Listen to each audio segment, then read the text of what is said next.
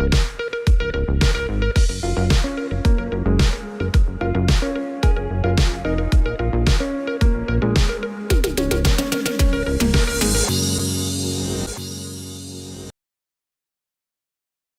News കാലാവസ്ഥാ വാർത്തയിലേക്ക് സ്വാഗതം.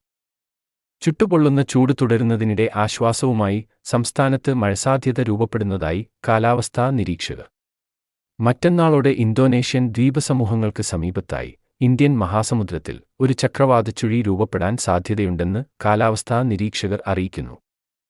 ചക്രവാതച്ചുഴി ശ്രീലങ്ക, തെക്കൻ തമിഴ്നാട് ഭാഗത്തേക്ക് സഞ്ചരിക്കുമെന്നാണ് നിലവിലെ നിരീക്ഷണം. ഈ സിസ്റ്റമാണ് കേരളത്തിൽ ഉൾപ്പെടെ മഴ നൽകുക.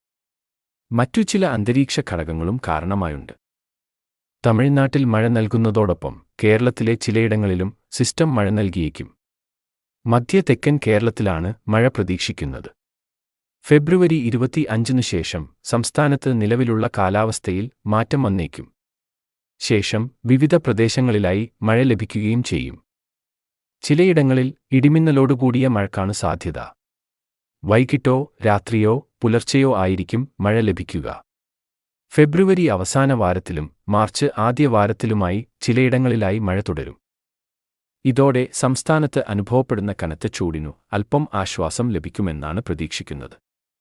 അതേസമയം ചക്രവാതച്ചുഴി ശക്തിപ്പെട്ട് ന്യൂനമർദ്ദമായി മാറാനുള്ള സാധ്യത നിലവിലില്ല. കാലാവസ്ഥാ വാർത്തകൾ കൃത്യമായി ലഭിക്കാൻ ചാനൽ സബ്സ്ക്രൈബ് ചെയ്യുക. നന്ദി.